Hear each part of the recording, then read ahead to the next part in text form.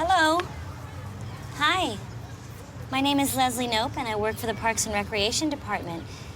Can I ask you a few questions? Would you say that you are enjoying yourself and having fun, having a moderate amount of fun and somewhat enjoying yourself, or having no fun and no enjoyment? I'm gonna put a lot of fun. Welcome to the very first episode of Parks and Conversation, a rewatch of Mike Shur's and company, Greg Daniels, Amy Poehler, the whole gang, their program, Parks and Recreation. And my name is Jason, a longtime fan of Parks and Rec, and I'm joined by my friend, Jeremy. Say hello, Jeremy. Hey, longtime fan of Jason. Wow, that's totally weird. So, I am excited to just jump into this project. And as we go, we're going to figure it out along the way. But we are looking at season 1, episode 1 of Parks and Recreation. This is a short season, 6 episodes, and it starts off right away. And in the intro to this episode, you heard a clip from Leslie taking a survey with a child playing on a playground. Right away, Jeremy, what are your first impressions of Leslie in this program? She's a go-getter. She loves her job. I mean, she wants to know how much people love if people love parks as much as she does. Right, and she's surprised when people don't. Yeah. So that's super fun. The park is also an interesting thing that right away that they get into is she's doing the survey. Kid is totally bewildered by this adult talking to her. But then a kid runs up and lets Leslie know there's a drunk in the slide. Yeah. And having cleaned up many parks in my day for different community projects, not court ordered or anything, I've always wondered if somebody would fall asleep in one of those slides, and it didn't seem possible. But maybe it is possible. So it doesn't seem comfortable, that's for sure. That is for sure. I'm glad she had that broom handy. Yeah, where'd that broom come from? Just, there it was. Fun fact, that was a real park that they shot that in Los Angeles. And it was one of the only parks left that had a slide like that because those slides had been deemed too dangerous. Mostly too because dangerous. Yeah, probably because drunks fall asleep in them. Yeah, so they really impede the slide functionality. Yeah. So okay, but that's very strange because they still have a lot of those up in this area. Well, it's Thunderdome up here. It is Thunderdome. We do what we want. Playground wise, yeah. So the intro to this episode also has an 8-bit version of the theme song, and the theme song stays the same throughout the whole show, which is common for most shows. Mm-hmm. The opening credits are very similar to The Office, kind of montagey, looking at the cast and all that kind of stuff. Yeah. I love this theme song. Yes. What do you think about the theme song? Oh man, every time I hear it, I go, I should hear that at least one more time during the day. Not like outside of watching this. I just need it to pop up sometime. Like, why doesn't it come up more often? Yeah, it's so good. I want to like march or go do something active. It's great. It's perfect. Yeah, it's a little ray of sunshine. I like it, and I think it encapsulates well the whole vibe of Leslie Knope is because she's an eternal optimist, and the theme song is so like upbeat and ready to go, and it makes this weird juxtaposition between what they're doing, like Leslie, who's positive about everything and can conquer the world, and then the government and her Parks and Rec team, which are not nearly as excited about this job as she is. And so I think it just makes an interesting contrast. But all the while you're like, I really like these people. I really like this show. And then you're bump, ba-da-da-bump. It's fun. Yeah, it's totally fun. And it won a Grammy. The theme song won a Grammy? It did. It was composed by Gabby Marino and Vincent Jones. Wow, you've done quite a lot of research already. It's one of my favorite theme songs of all time. So you looked it up. Yeah, it's way better than the Lost theme song. What about the 60 Minutes theme song? I've never seen that. I don't have enough time. 60 minutes is far too long to give to one show. I know, it's brutal. That's why I like comedies. 22 minutes. Let's get it done. Get it in, get it out, make it happen. Jokes. Leave them laughing. That's right. So right away, they set up the cast in the theme song. All of the main characters are in there. Mm-hmm. And it goes right to one of the most exciting things that you could ever be a part of, which is staff meeting. And at staff meeting, we meet the main office cast for Parks and Rec. We have Ron Swanson, who is wearing a suit. And I forgot in these early episodes how much he wears a suit. Yeah, it's true. He gets much more casual as the show goes on. But here, wearing a suit, you've got Donna, whose hair is very different than it will be. And I don't think she says a single word in this whole episode. No, she doesn't. And Jerry's there.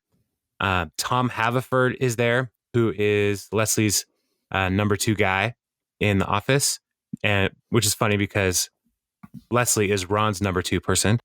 So he's number. Is it squared at that point? He's number 4? Is that what I didn't realize that everybody got number 2s in the department, but maybe that's what's going on. Gotcha. Then you also have April, who is the intern, and we don't get a ton from her in this episode. No. But she will become one of the best characters in this whole program. And so they need to do a town forum, which is also one of the great elements of this show, just because it introduces us to the town. And it really sets up the stage as far as, again, Leslie's character, because she's excited about it and asks who wants to join me, and everybody looks away. Like it's just instant, like more character building. It's great. Every opportunity to show how much Leslie loves all this, and everyone else is like, this is the worst. Yeah. And having been in many meetings where they're asking for volunteers, I've played that role where I'm looking away. Like, I've got a lot of notes to consult here. I can't look you in the eyeballs. So it's really relatable. And because everybody, like, in their jobs, there's stuff you don't want to do. And so I love that they just like, we don't want to do this. Now, you're the one that leads a lot of these meetings in your real job. How do you, like, when everyone's looking down, how do you pick that person that's like, well, you're it. You get the crummy job? Well, I don't want to reveal too many of my secrets in the event that some of the people who work with me will hear this, which they probably won't. But I kind of just have a list, and I just rotate through the list in my brain. Perfect. Who did I pick last time? Excellent. Somebody else this time. Often I just kind of work clockwise around the table. So, oh man, there's a big tip right there. Move spots. They never do. All right. There are no assigned seats, but they always sit in the same place because we are creatures of habit. That's right. Leslie's enthusiasm is also displayed in the way that she planned for this town forum. And I don't know if she reserved the theater for this meeting that was going to have maybe 25 people in it. And the theater looked like it would seat well over 500 people. Sure. And because she was just very excited about all of this. But also in planning events, you get a lot of things that you didn't think about. Like, is the janitor going to turn off the lights in the middle of this event? Which is exactly what happens as they're getting started with the thing. They turn off the lights and have to move to a smaller classroom where they meet their people, the town. And I think already one of the funniest jokes, like just to start the episode up to that point, was the perfect timing of Aziz Ansari, Tom Haverford saying, "In total darkness, any questions about permits?" Right. Just on point. Like, hey, let's this happened. What do you guys think? So, right. And then what was so genius about it is that they go from this giant auditorium to a classroom that now is too small to hold everybody. There's people standing in the back. It's just right. The show's, I will probably say this way too many times. It's great. They thought about so many little funny things outside of just like the dialogue and the situations. Right. And the two characters that we really get to meet from The Office and get to know them the best are Tom and Leslie. Mm-hmm. and they are a they are really well developed right away. Yes. Which I love. Just Tom is not caring about his job. And just that point, like any questions about permits, like that is Tom will ask the job question at the worst time and he will consistently be that way, but he will also ask terrible questions when he should be working. And we'll get to that in a minute. In the town forum, we meet some of the characters. I tried to find a script that was easy to read online, and I couldn't find. And so I was one that was easy to follow through. So I was looking for the characters' names for these town people, because they'll come back again and again. Yes. And I found something from springfield/TV_episode_scripts.php ? /show =sign parks-episode=s01 Have you been to that website? I always get the ampersand and the equal sign like switched over. Okay. I've included a link in the show notes. Oh. And so as you walk through, like you can see the all of the different characters, but it's hard. This website is not super well organized, but there are a few people that I love. That's a lot of yellow. That's a lot of yellow. Very yellow. I encourage you to go look at that if you haven't. Continue. Yeah. So first off, the first person that we meet in the town forum, and I don't know his name here in the script. He says, "Well, it's a great day because last month they put me in jail." And then the next one is the head of the police is a ninth degree Mixon. Yeah. So there's like conspiracy theories happening. The music is so loud. Stop the graffiti, please. And then I don't like obscenities just as much as you. You don't like them. No, it drives me crazy. I have kids, right? But I have my little 3-year-old and I'm going through the park and someone's like, "Hey, my blank." And the guy's like, "You, my blank," and you blank head. I love all of this stuff because the guy's like, "I hate all this stuff." And then he just goes for it and talks about it. Like, it's no big deal. My kid's not here now. Yeah. He's part of the problem at that point. Yeah. And even as Leslie is listening to all of these things, it cuts away, which was a tactic in The Office, a cutting away, talking headshot. And so they implement that for this show. And this is one of the best lines in all of it. These people are members of a community that care about where they live. So what I hear when I'm being yelled at is people caring loudly at me. I love that. People just caring loudly at me. So, ever the optimist. Yeah, ever. And then finally, someone shows up who actually wants to do something in the town and make a difference because it affects her personally. Ann Perkins, who if fans of The Office will recognize from The Office season 3. She played Karen, Jim's girlfriend for a little bit. I did not really like Karen in The Office. Yeah. She tried to manipulate Jim at one point, and yeah, it wasn't the best character. And so Anne is a lot different and a lot more fun throughout this series, and is an important part. But this is really what starts the whole thing, as she is trying to fix the pit behind her house because her boyfriend broke his legs because he fell in the pit. Yeah. Wait, hold on before we get too far. Anne is a great character because I feel like for the first couple seasons, she is the most, I don't know how to say this, like us, she's the person that's been dropped into the middle of all this crazy Parks and Rec, all these crazy characters. And so, I mean, she gets her own kind of arc and stuff later on down the road, but it's just like, she's just experiencing all of the Leslie-ness and the Andy and the Ron, kind of like we are. And so she's not really a caricature of anything. And I thought that was a really genius part for that character to play. And she's a nurse. Right. She is which is also good because you and I are both married to nurses. And I don't know about your wife, but my wife, when she sees anybody doing anything medical, she's like, that's not how that works. Yes. Does Terry do that? All the time. Yeah. One of their favorite games to play in college was watch ER and tear it apart. So right. Luckily, there's not a lot of actual medical stuff happening in the show. Right. Yeah. Yeah. Which is good. Mm-hmm. Like I wanted to watch Scrubs, but my wife couldn't do it. It was too fake for her. I'm like, this is TV. So it's true. It's not the documentary Scrubs. Right. Well, and that might be part of the problem with Parks and Rec is because it is a mockumentary. So it's true. It should be more accurate. Mm-hmm. In my experience with working with government, it is quite accurate. So they talk about how her boyfriend fell down the pit, and then Tom instantly starts sleazing. Yeah. He just starts asking about the commitment level of their relationship.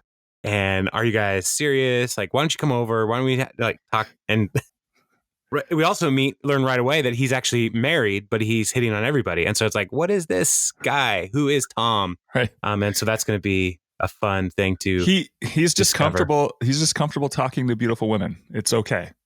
Right. Yeah. And so what does Leslie do? She right away says, we're going to fix it.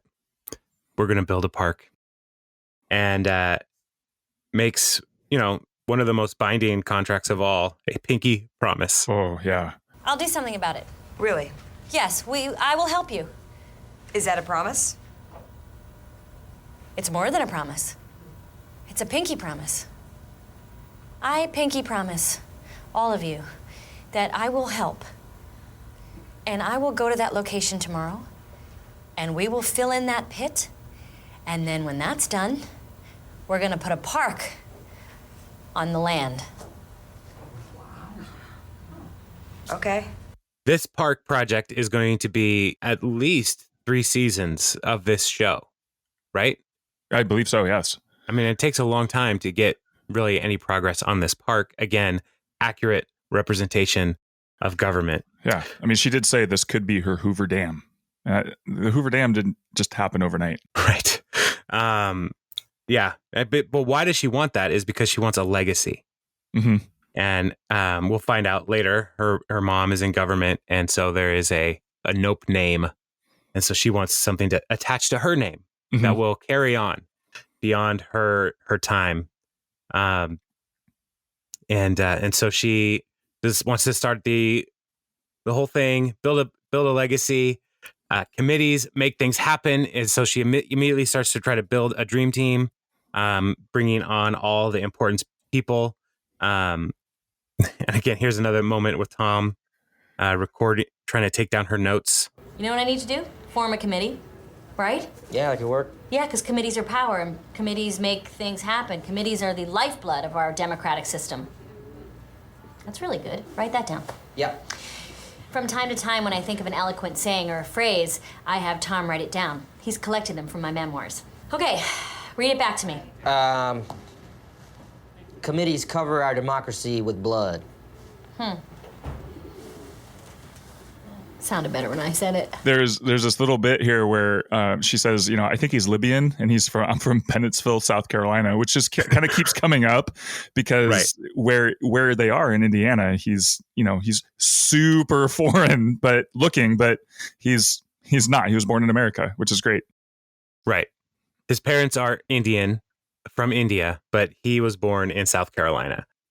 And so Tom's in on the committee, goes in. We then meet Mark Brandanowitz, who is personally my least favorite character in the whole show. Yeah, very, very underdeveloped. He ended up kind of quitting. Well, not kind of. He did end up leaving completely. Did he quit, or were they like, we're done with you? I don't know.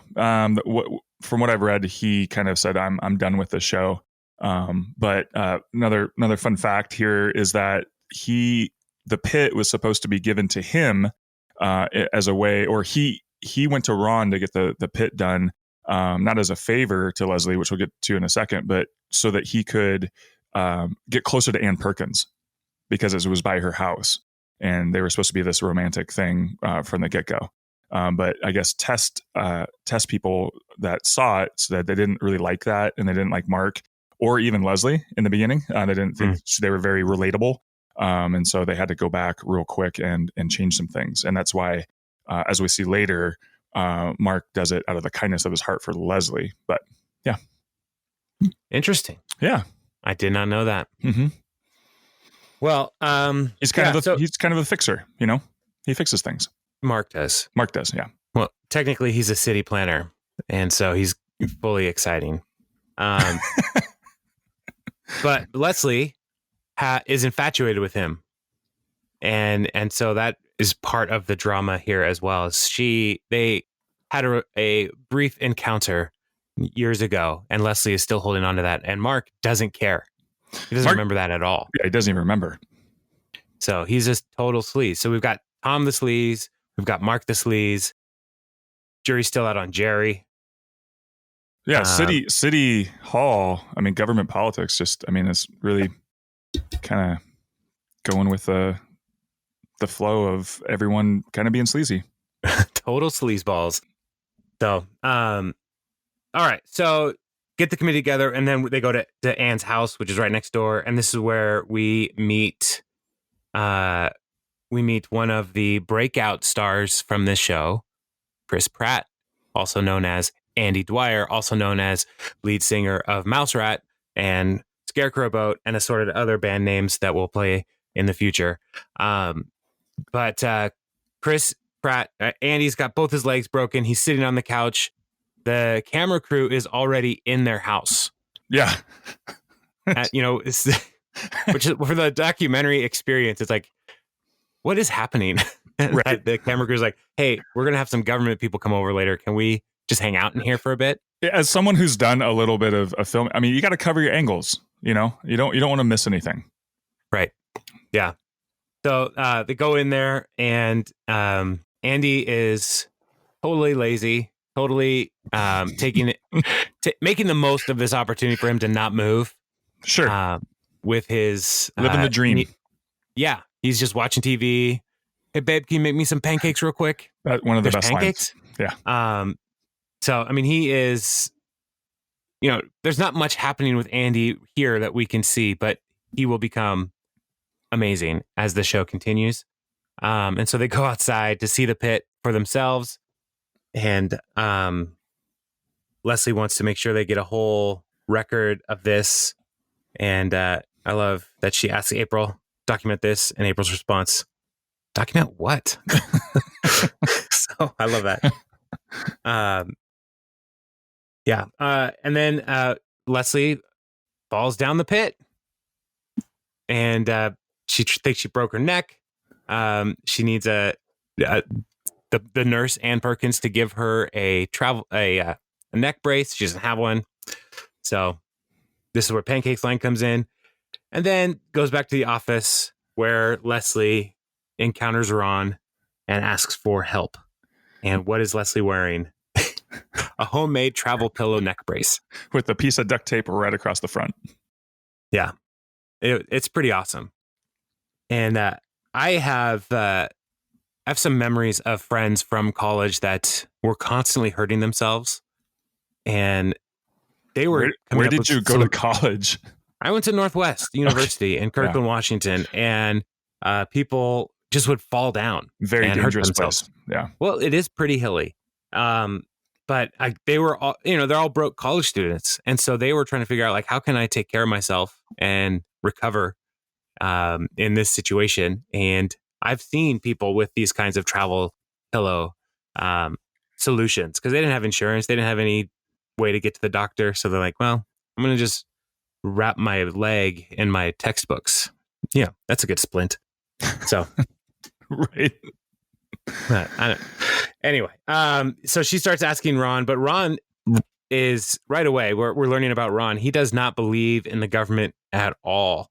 He thinks the government should be shut down. He wants to privatize the parks. I've been quite open about this around the office. I don't want this parks department to build any parks because I don't believe in government. I think that all government is a waste of taxpayer money. My dream is to have the park system privatized and run entirely for profit by corporations, like Chuck E. Cheese. They have an impeccable business model. I would rather work for Chuck E. Cheese.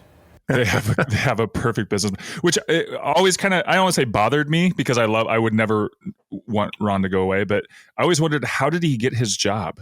Like, if he's so anti-government, why did he choose to work there? Yeah. And, as a libertarian, he becomes, it becomes more and more apparent that he really does believe he's trying to take down the government from the inside. Exactly. Yes. And so he's doing a service for the people. Mm-hmm.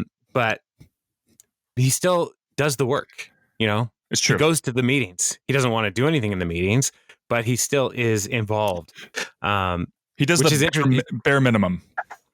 Yeah. Right. And later his review of Tom is barely does anything. He's a perfect government employee. so good. But yeah, so this is where then she's trying to convince him to let her start the committee, get the thing going, make the park. And then Mark sees that Leslie is being made fun of by her team. And so he goes in to try to make it all happen, which is a weird turn for Mark right away. But now seeing the trivia that you pulled up, that it was supposed to be a different thing. Mm-hmm.